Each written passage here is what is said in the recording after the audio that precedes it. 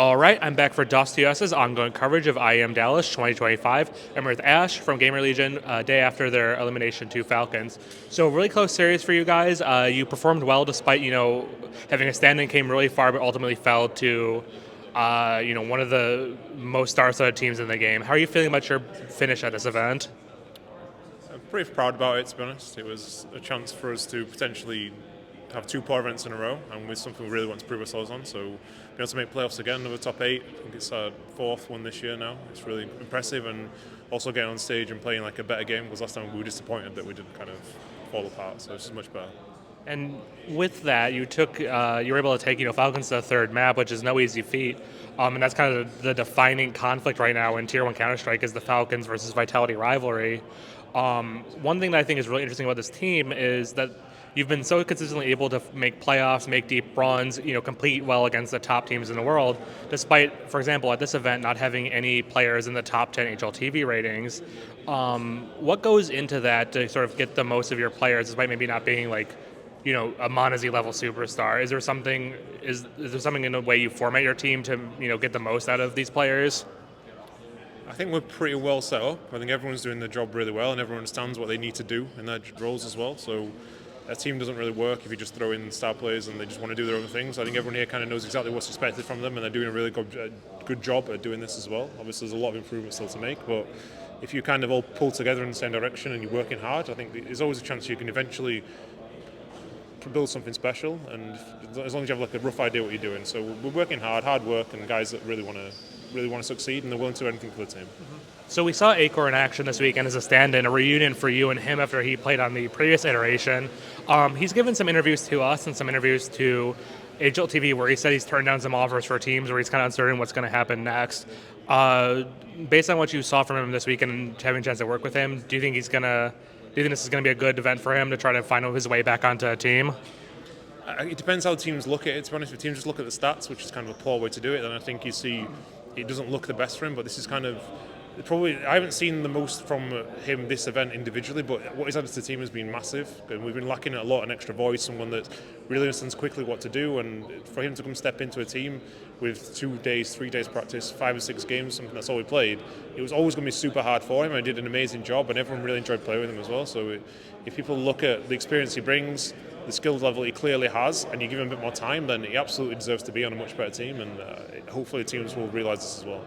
He previously played for GamerLegion, but in a sense it's kind of a misnomer because he, of course, played for the Paris iteration of the squad, and there's no other players that are still with the squad. But you, of course, have been with the team for a long time now.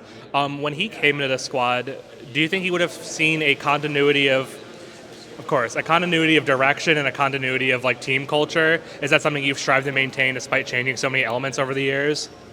Yeah, for sure. I think it's definitely different now. Like I think he even mentioned it himself. The team, the team's going to the gym more. They're taking everything more professional. And I'm not saying the guys here weren't doing that, but it's kind of something we've evolved for sure, and we're taking more care of the mental side of things as well. So it's pretty similar. The guys are probably even closer now than the team was back then. So I think he found it very easy to slot in that aspect. And he said as well that he felt very welcomed. And I've got to credit all the guys as well as something that I think adds a lot of value to the team.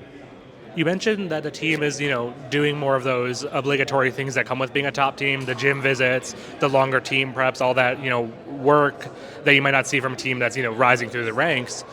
Where does that come from? Does that come from internally within the team, or does GamerLegion have more expectations for this project now that they've sort of seen it climb the mountain from, its humble beginnings of being a team with, Scream all those years ago where they were just dipping their toe into Counter-Strike?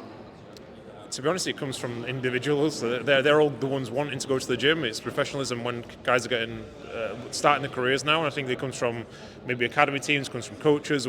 Back when people were first starting before, there weren't really any coaches, there weren't really that many role models, and people kind of seen it's kind of important to stay in physical shape. And this is actually not something we push; it's something we encourage.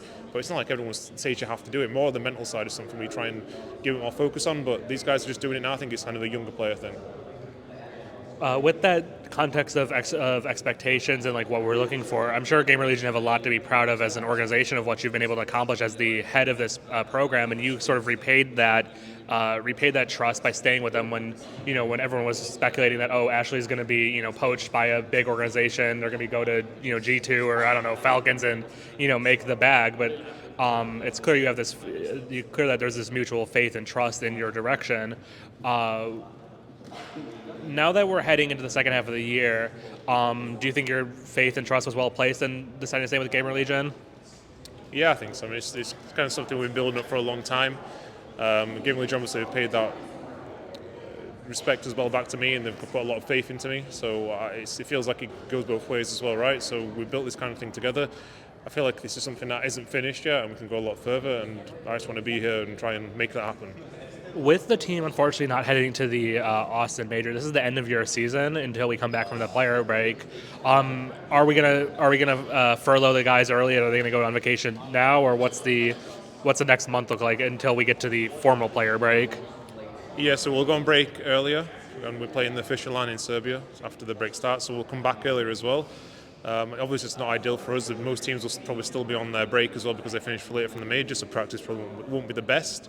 But we're going to do what we can. We'll have a boot camp before as well, and we're just going to prepare for next year. And we'll still approach it the same way as any other time. It's just we'll come back a little bit earlier. Is there any hidden advantage there from the fact you said you're going to that Serbian land earlier than most teams, so you might head into next season without as much ring rust as the top dogs do right now? Is there a hidden advantage there for you guys? I wouldn't really say so. Maybe it's a little bit, but we would prefer to play Austin. Like we would take that all day long, and it wouldn't be like something we would hold back either. But we're gonna have like an extended break. This is something we probably need anyway. We've had a long year, we're going to a lot of deep playoffs, so maybe it's a minor advantage. But even the teams that fish it, probably not going to be the most stacked tier 1 event anyway. So most of the teams are prepared for it. Before you head home, are you guys planning anything fun to do in America, or is it just straight back to work, straight back to the practice room? Yeah, I mean, we only have a day off, I think, tomorrow, so we'll probably have a look around, maybe go for some food somewhere, but it's not really anything we've pre-planned. So, yeah, we're just going to chill and then start a holiday next week.